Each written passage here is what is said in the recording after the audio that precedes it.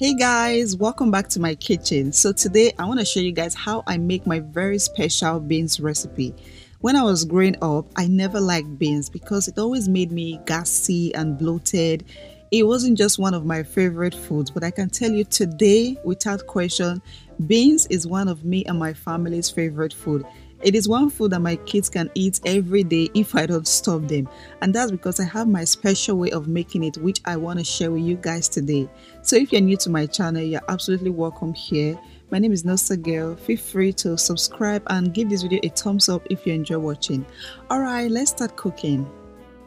So for this recipe, I'll be using some black-eyed peas, but you can use any beans of your choice. I assure you it's going to come out great. So I have thoroughly picked out these beans to remove all the stones and anything unhealthy. Right now I'm going to transfer it into a pot of boiling water on my stove, and I'll let these beans cook for 10 minutes, just 10 minutes. If you suffer from heartburn, bloating and gassiness after eating beans, then you don't want to skip this part. It is very, very important. Cooking the beans for at least 10 minutes will help to get rid of all of that. But you can also just soak the beans overnight or for a couple of hours. That will also help to get rid of all of that. I like to make a stew base for my beans always because it makes it come out very rich, very colorful, and of course very yummy. So to make my stew base, I have some tomatoes, some bell peppers, and some habanero pepper. I love onions, and when it comes to my beans, I don't hold back at all. So I'll be using lots of onions today for my beans. I have some other ingredients here. I have some salt, some Maggie seasoning cube, some crayfish, and some large dry prawns. Now this is one secret ingredient that takes my beans to another level. It adds a very unique flavor that is so good. But if you don't have dry prawns, you can actually use dry fish or smoked fish. I also have some beef stock, and I'm also going to use some palm oil. So this is 10 minutes later and my beans is done or pre-cooked. So I'm going to drain out this water. I will wash the beans multiple times with some cold water, and then I will put it back on the stove and continue cooking.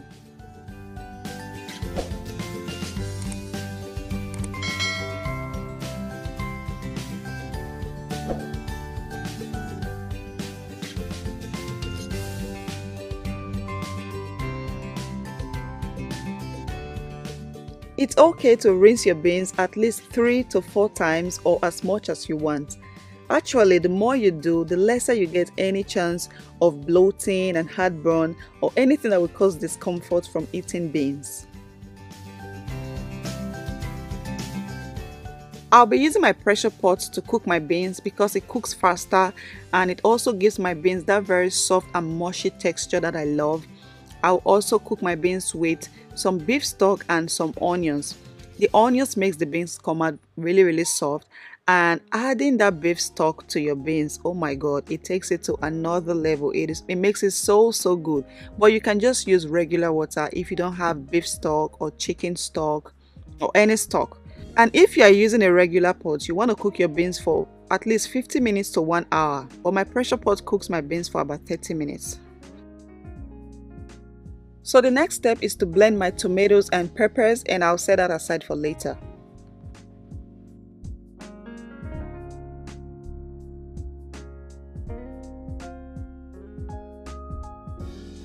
There is something I learned from my mom when she cooks with these large prawns.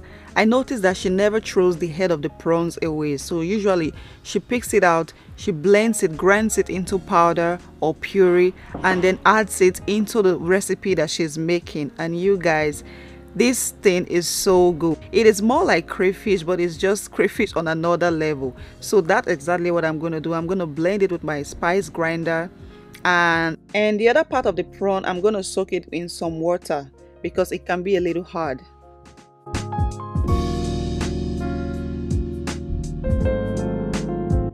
My beans is done and it is really soft. You can check to make sure your beans is as soft as you want, otherwise you can continue cooking.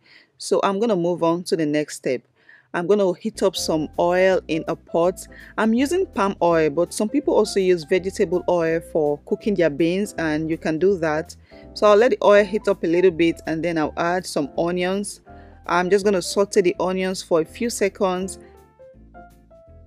The next step is to add my pepper mix, and I'll give that a quick stir, and then I'll cover it and let it cook for about 7 to 8 minutes. I just want all that water and liquid to dry out so that only the oil is left in.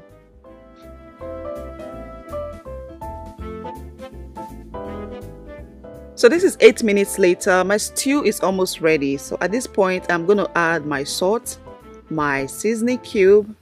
I'm going to add my crayfish. I'll add my blended prawn. This will give it a very nice flavor. And of course, I will add my dried prawn. And I'll just stir that together to combine all the flavors. And one last thing, I'm going to cover it again for 1 more minute and let it simmer before adding my beans. So the beans is the last thing I'm going to add.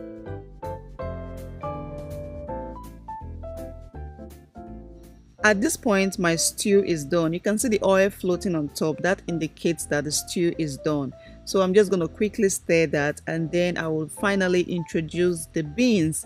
Now the beans is done, the stew is done. So we just want to mix and combine all that together. And from this point on, I'm cooking on low heat. And if there's one thing that beans is known for, is that it easily burns. So you want to reduce the heat.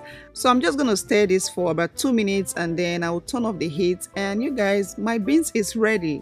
It looks so good and it tastes so yummy. You can eat this with some rice, with some bread, with some gari, with some yam, you know, anything of your choice. If you guys enjoy watching today's video, please give it a thumbs up, and if you're new to my channel, do not forget to subscribe. Thank you guys so much for watching. I'll see you all in my next one. Bye.